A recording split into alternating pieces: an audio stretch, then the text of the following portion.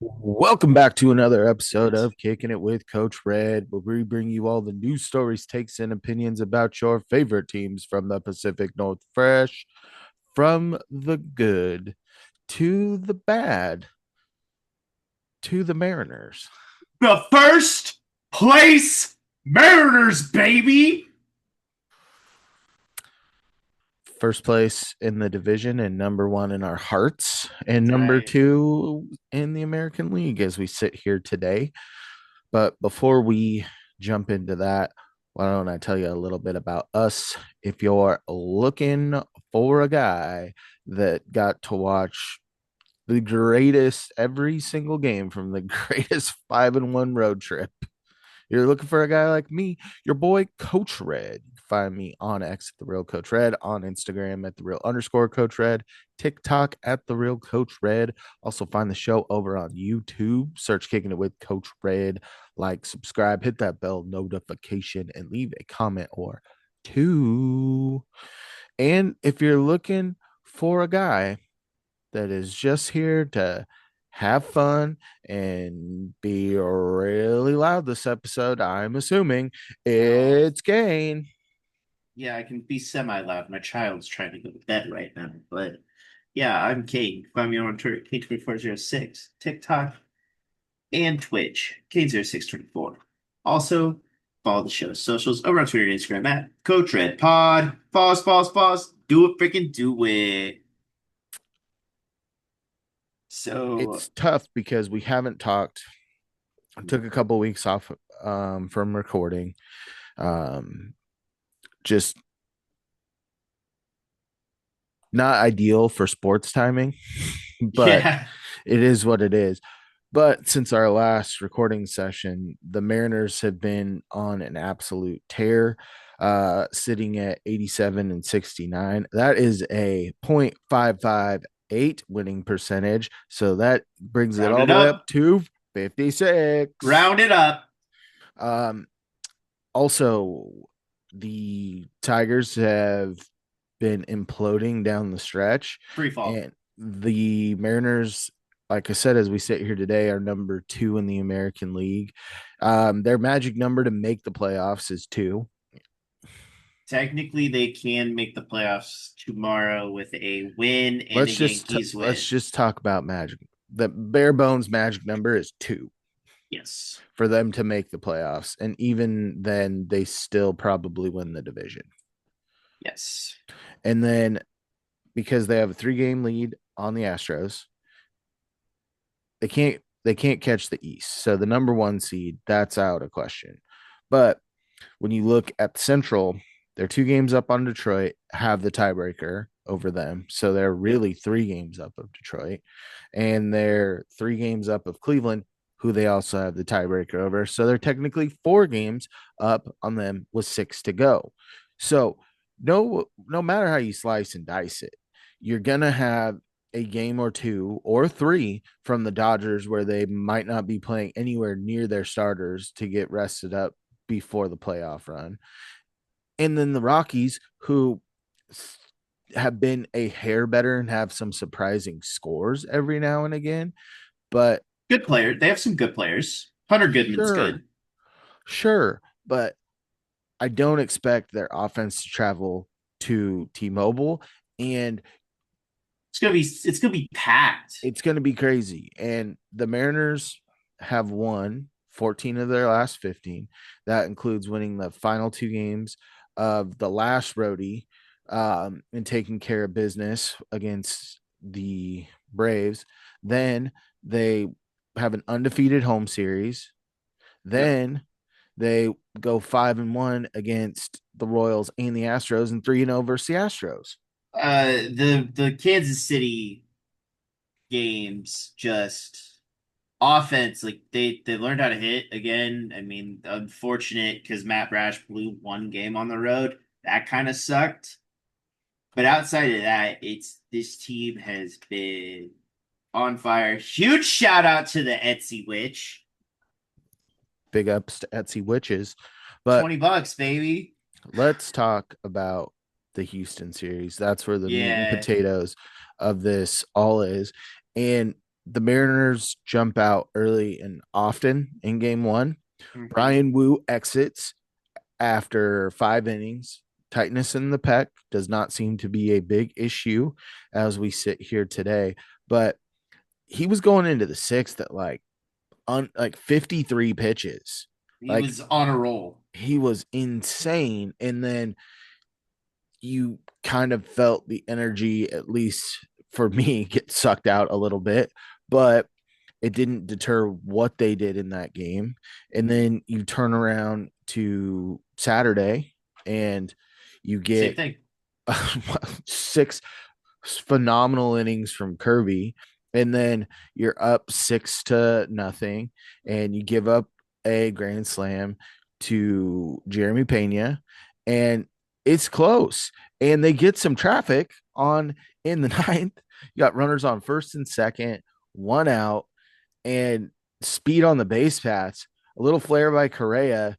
Everyone's focused on Julio, and Superman Robles made the best play. And I think Jake Myers, at who was on second, legitimately thought the only person who can get this ball is Julio, and there's no way he can get to that ball. So he takes off. Robles Yeah. makes the play of the year for the Mariners defensively Hmm. and gets to lob it into second to close out the game. I went absolutely bonkers. Like, I have Apple Cup up on the main TV. I'm watching the Mariners game on my phone, and I start going absolutely crazy. Did not watch the Apple Cup. I chose to watch the Mariners instead. I chose to do both. I did not have the luxury because when I put it up on my monitor, it lags. So I watch it all on my phone underneath this monitor so I can game still, you know? But when that happened, my wife, like, I don't think she's ready for playoff me. Not in the slightest, because she can't stand the regular season me. Not many people can. You're not wrong. You're a little Except too. You're like Vin in Diesel and Paul Walker. You're a little too fast, too furious. in private, in my own home, in your home, in mom and dad's, yes. When I'm out in public, I'm a civil human being. I don't freak out too bad. I try not to. I saw you on the first play of a Seahawks game, a completed pass to DK Metcalf for 10 yards to start the game. You went absolutely hog wild, like he had just won us the Super Bowl. Exactly, dude. I'm So, passionate. oh boy. But then you It's turn around and you go into Sunday and you get Walter out on the bump. Walter. And before the game even started, we will talk about the Seahawks game in the next episode. Getting wrapped up with that in a text thread, and I basically was like, if you get 6 from Logan, you win the game. And the Mariners decide to blitz the Astros in the second inning, and JP hits a grand slam. I don't think he left the box until the ball left the yard. Well, he talked about it after the game, and he said, "Well, Victor didn't run, so I thought, hey, might as well enjoy it." Yeah, it's either it's going to be God on the track or you're not getting And past first because everyone's tagging. and then he actually crushed it. Like it was midway through the seats of that level. So And then a I, couple hitters later, Cal Raleigh hits his 58th home run on the year. yeah, and as soon as it landed, I hit purchase on a Cal Raleigh jersey. So It's been a magical year. I yeah. I love Cal Raleigh and I hate Cal Raleigh at the same time because there's been a lot of interviews with him, not just by the local people, but they were the Sunday night game on ESPN. They Mhm. interview him after. It's like, I understand that Cal Raleigh is who Cal Raleigh is. He's humble. He's a great person. It's kind of like it's not this extreme, but like when Dan Wilson was in the booth, you're just like, oh my god, it's catcher's Yeah. talk, right? But at one point, I just want him to be like, you know what, this year has been the best year of my life, and just be like, I got rewarded with a contract. I'm setting records. We're going to the playoffs. We're going to be the home team and could legitimately have home field advantage until the World Series. Hmm. Like, this is insane. But he's never going to say that. No, way too humble for that, dude. Like, here's how I look at it, dude. Like, we're never gonna see this type of season from him. I don't think again. Like, I I think that he could have 30 plus home run years I think he's gonna hit consistently. multiple 40 plus, multiple, But and that's fine. it's tough because even when he surpassed Griffey in Kansas City, the half inning before, he like takes a ball off the throat Yeah, or the forearm, one of the two. Like he's not in the best space to go up and hit. And then he smokes one to take the single season record from Griffey. yeah, and big shout out to the Astros bullpen catcher, honestly, because the ball that he hit in Houston, he got them the ball back. Okay. I, if anyone gets that works for that organization, you give the ball back Well, yeah, I no mean, matter just what. that's true, but big ups for him, like, tracking him down and giving him the ball. Like, Yeah, and since we last spoke, Cal Raleigh has broken Mickey Mantle's record for most home runs in a year by a switch hitter. He has yep. broken the record for most home runs in a single season and surpassed Ken Griffey Jr. And he has the opportunity with a strong homestand, and he loves hitting balls out at T-Mobile, one of the few, the proud Him and Josh Mariners. Naylor love it. And um, he's got the opportunity to do something super duper special, right? Yeah, Yeah, it would be crazy for him to get there. And ultimately, do I think he does? No. But to get to like 63, it would would be be cool. cool. It's five. It's doable. Also, this is kind of the part before we break down the last week's hitters and pitchers where I had mapped out to give Cal a little time. But also, Josh Naylor, 20 for 20 season. Yeah. And That is, Jorge Polanco is 1 from 25 on the year. Like, this team, man. Gino's three, I think 3 or 2 away from 50. yep. And the stat of most home runs since like the later trade deadline, they didn't include like Devers or anything like that. Hmm. Naylor and Gino were 1 and 2 on the list, and especially because Gino's had cold streaks, and luckily he snapped out of it before this roadie Hmm. because I think he was on like an 0 for 35, Hmm. and he snapped out of it. And we'll get to those stats, but it just doesn't feel like he's hit the home runs. They just haven't been in like the most meaningful spots, so they don't stick out in your mind. It's that game where, oh, Gino hit one late when we were getting blown out by the Braves in the first game, Yeah. right? It's like that late Yeah, garbage time it homer. was that one, and then they kind of got competitive and then stopped being competitive after they were down a run. Yeah. So it's Also, great work out of Dan these last 15 games. Great work. yeah. Um 14 wins, one loss in the last 15. And your bullpen management has been Chef's kiss. And currently, I think Goldsmith tweeted out this morning, Fangraphs has the Mariners as the 18, best percentage to win the 8, World I Series. believe it was 18.4 or 18.7. I believe that it's up to 19. Oh, so that was after I had already seen the first one. Okay, Yeah. that's So crazy. with the pitching staff and how hot this team can get at the dish, they're a scary matchup. And I when you've really seen guys like Gabe Spire be damn near unhittable down the stretch, outside of Bizardo. have hold on, let me get to Bizardo. He's later. He's surpassed Brash for me right now. You gotta let me. It's a slow build. All right, all right, all right. Matt Brash, outside of that one bad inning against the Royals, has been locked down all year. Yeah. Bizardo, who has recently become unhittable. Yeah. Again, And then Munoz, who sometimes a little scary. he's not going to win reliever of the year because Chapman is just Unreal. absolutely bonkers this year. But Mooney's number two. Clear cut. Clear And it cut. there's no debating that. Like, I And think you're going to have multiple Mariners in the top 10 and for relievers this year. the other thing is, yes, you will get a stinker every now and again from Vargas, but he's had some very impressive runs. I don't trust Hancock 100% out of the bullpen. I And Caleb Ferguson has has been good lost a and little bad. bit of my trust. Sure.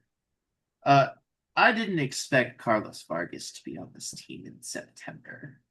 And pitching in Meaningful, meaningful innings. meaningful. Yes, There's I been times where the bullpen has been taxed and he's out there in high leverage situations. And we said this earlier in the year when he went that second inning early in the year against Boston and the just battled that first one and was battling again, took a ball off the leg and then gives a CNI single up for them to walk it off. But it's like in those higher leverage positions that he gets himself inserted into, he really steps up to the moment when it's kind of like okay, we went with our leverage guy. Oh, now we're in the 10th. We went with the next leverage guy, and it's like, well, we can't burn any more leverage guys. All right, Carlos, you're in. Like you see that he's deflation. done I think he well. gets up for the moment.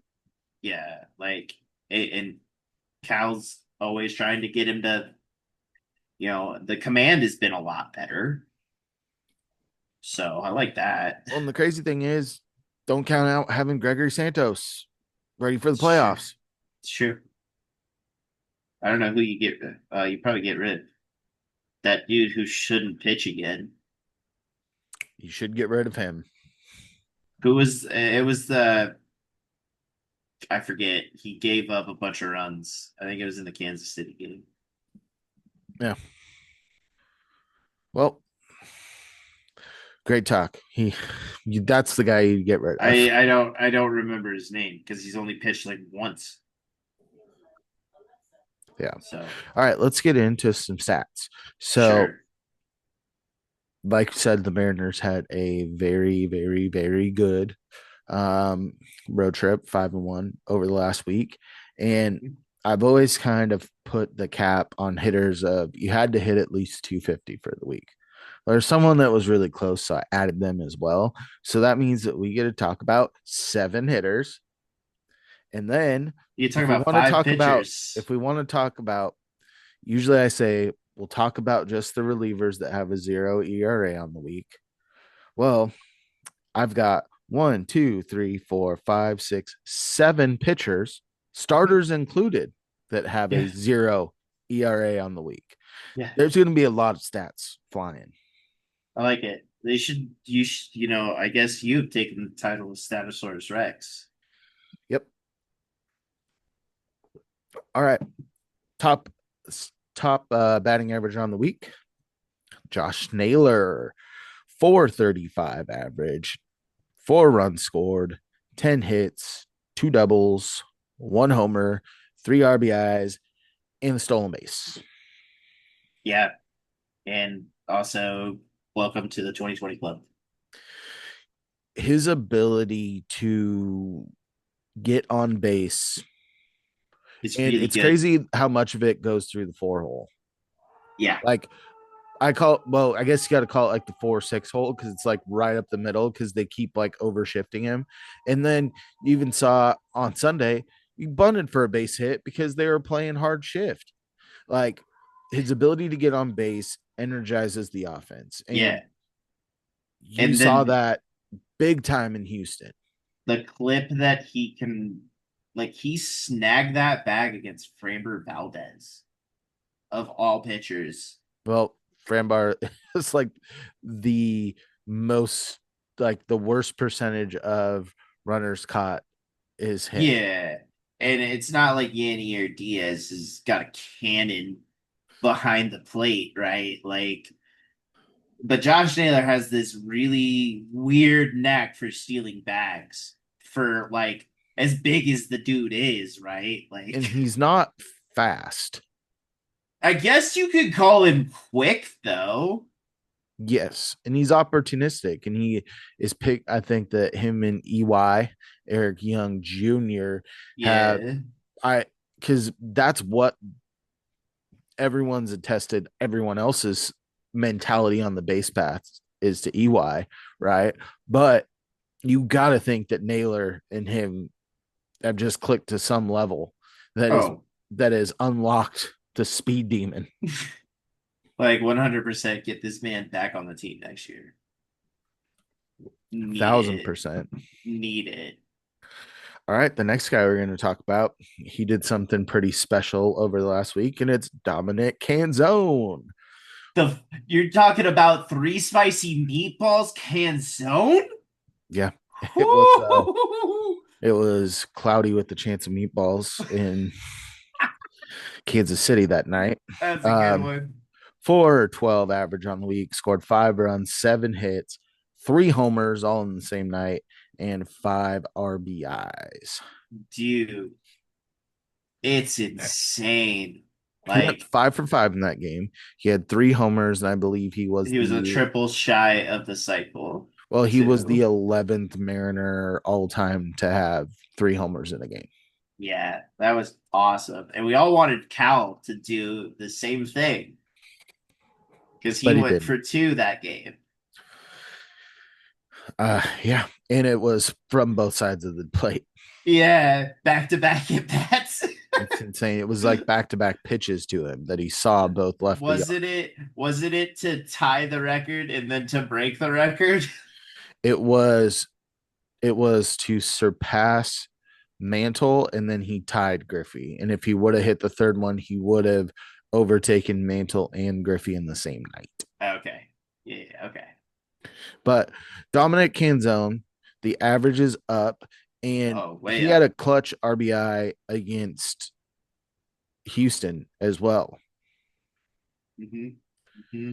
I think it was, I can't remember because they all kind of blend together because it was like football Mariners, like all Saturday and Sunday. So I'm not sure if it was in the second game or the third game. I believe it was the second. Yeah, because they only scored off of the grand slam in Cows. Yeah. They scored So another run late, I believe. yeah, but it was in opportune times, and that's kind of been the discourse with Canzone is, yeah, he's getting on. You love to see that, but Mhm. when it's clutch time, when there's runners on base, he hasn't necessarily been driving them in to the 3 homers. So 3 of those RBIs are himself. Yes. It's still not as high as you'd like it to be, but being able to capitalize with runners in scoring position and bring them home, if he can turn that up just a bit somehow for the playoffs, Hmm. holy smokes. Hmm. I agree. Dom Genzo's been hot, and this is the hitter we were kind of promised that they kind of raved about, right? This is the potential that they've been talking about, and Dom Genzone has been an absolute tear since he got up. He dipped a little, but it seems like he's back. Yep. The next guy, talked about him earlier, that's Eugenio Suarez. Um, We he broke out of his slump that he was Yes, in.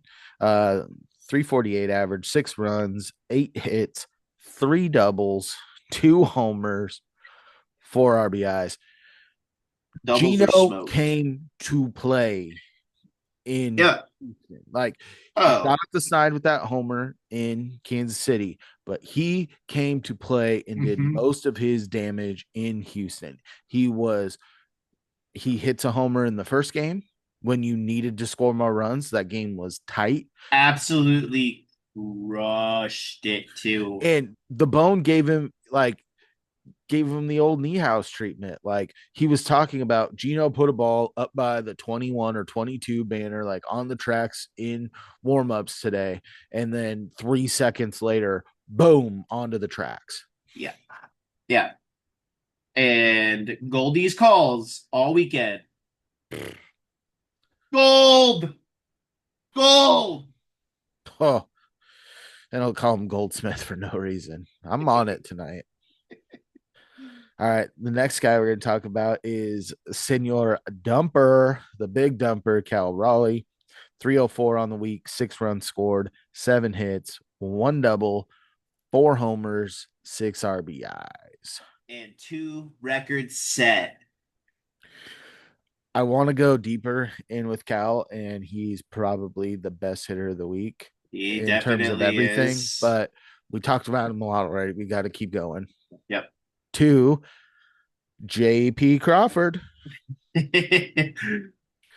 Jean Paul. 273 average on the week, 2 runs scored, 6 hits, 1 double, 2 homers, 6 RBIs, a grand slam that you didn't know you needed. We've And seen JP not necessarily with the bases loaded. He is probably one of our better bases loaded hitters. yes, 100%. But if he rolls a ball over to second base, you're 1 run in on the inning. Mhm. And he hits that. Now you're 5-0. And a couple hitters later, you're up 7-0 in the second inning. It demoralized any chance Yeah. of them feeling confident. Out of your nine hitter, dude?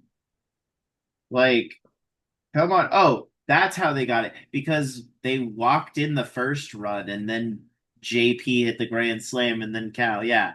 So it was Saturday that Canzone got it. Yep. But like JP off the nine is nasty, bro.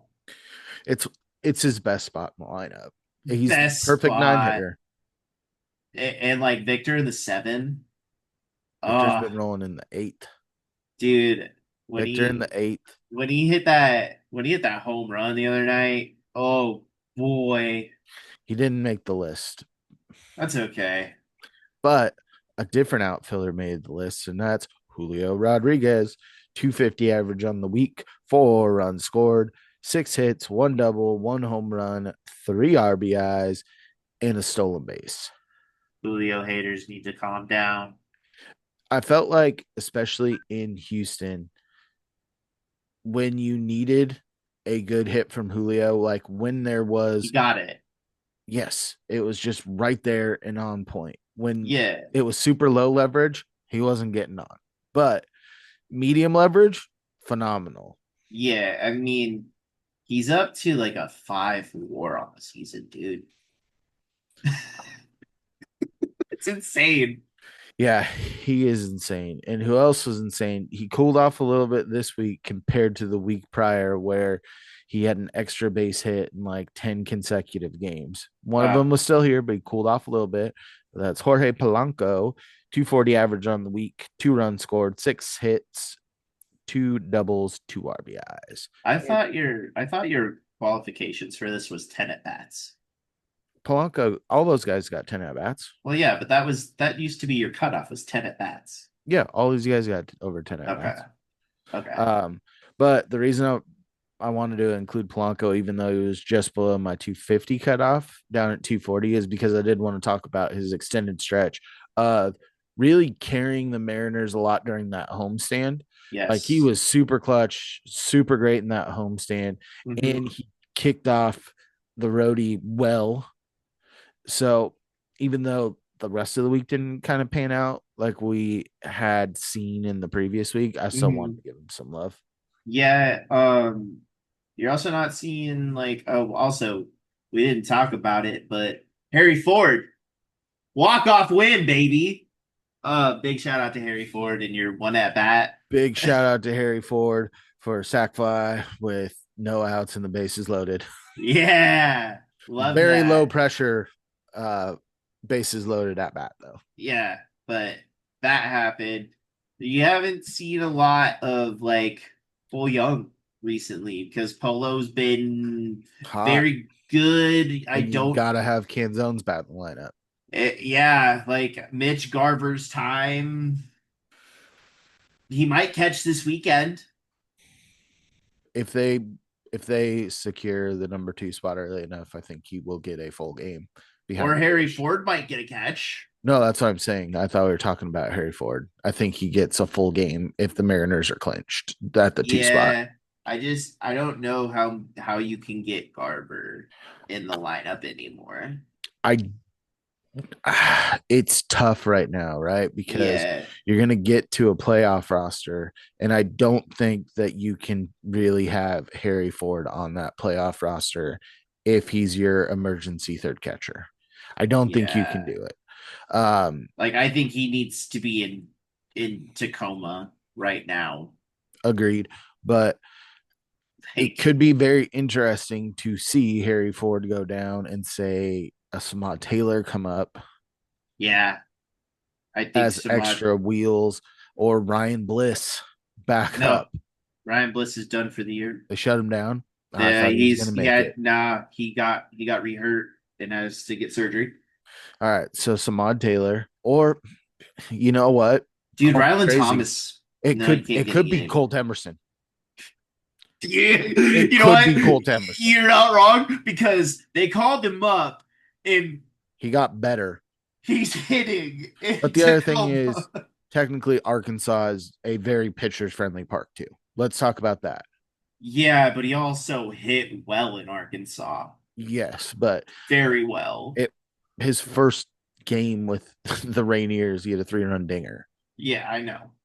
Like, I'm with you. It could happen. Who knows? Yep. Let's go to the pitchers. Yeah, this is the real one. I've got four relievers. I usually um, say that you have to have pitched in two games, but I threw that out the window this week because it was just such a good week. So Emerson Hancock got to make it, even though he only pitched in one game, Yeah. and he did not have any strikeouts or any walks. So we'll talk about him first. Good job, Emerson. Good job. All right, next we're gonna go to let's go to Gabe Spire. Gabe Excuse Spire, me. 0 ERA, 4 games pitched, 2 2/3 innings, 2 Ks, 0 walks. Uh, Gabe Spire has been him, and you can tell because he doesn't have 4 innings that he's put in high leverage spots and he's been getting the job done. Yeah, it doesn't matter what side of the plate you're standing on. Gabe Spire had an electric August, and that has carried over to September. The run that Gabe Spire has been on all year is absolutely insane, and that his name's not getting thrown around more as a top reliever in this game when everyone still thinks that Josh Hader's the best lefty in this game. Give me my boy Gabe Spire. Thank you very much. He might not be loud volume wise, but that was a pretty loud take. Uh, Next guy, Munoz, 0 ERA, 3 games, 3 innings pitched, 6 Ks, 1 walk, 2 saves. And he keeps doing it, man. He keeps It's striking not dudes it's not out, always pretty, but he gets the job done. and the It's strikeouts not the are just Fernando Rodney experience, but it feels like it sometimes. yeah, yeah. My coworker says he wishes that he could just do a quick and easy inning because he's tired of the heart attack that he gets every ninth inning. Well, guy that will not give you a heart attack right now is Edward Bazardo. Yeah, 0 ERA, 3 games pitched, 3 and 2/3 innings, went a little long, 5 Ks, 0 walks. absolutely dotting dudes up. He has been the Mariners' best reliever in September. I don't think Yes. he's given up a run in September. Um, I'm uh, because I think I saw that stat. it's like a Uh, point four. It's like a .46 ERA in like 15 appearances. insane. It's an Uh, insane run he's been on. who was it? Was it Adam Jude that posted it earlier? Hold on, I'll keep. You can keep going. I'll try to see if All I right, can. we had 4 starters this week that had a 0 ERA. So that's sorry, I lied. 3 starters. George Kirby, Brian Wu, Luis Castillo. Start with Kirby. 1 game, 6 innings, 7 Ks, 0 walks, and a win. Brian Wu, zero ERA, 1 game, 5 innings, 7 Ks, 1 walk, and a win. Luis Castillo, 6 innings pitched, 3 Ks, no walks, and a win. And that's a road start, which Castillo, outside of his last two road starts, have been absolutely phenomenal. And he is starting to click at the right time. And especially being able to utilize him in Seattle, where he's got a sub 2 ERA on the year for the playoffs and having potential home field advantage for a chunk of the playoffs. I think that plays super well into the Mariners' hands. Here's the Edward Rizzardo post. In his last 15 innings pitched, one earned run, one walk, a 0.57 ERA. Bonkers. Absolutely insane. The other starter that makes the list is the guy that started twice over the week, and that's Logan Gilbert. He had a 2.31 ERA, 11 and 2/3 innings pitched, 9 Ks, 2 walks, 2 wins. Walter is back. And it's not like Bryce Miller's start was that bad either. No, dude. So, Bryce, like Bryce gave up the 3-run bomb to Salvi and and that was locked it. back in. And it was the Mariners that they came back. They came back. They were Yeah. ahead. Oh, I know.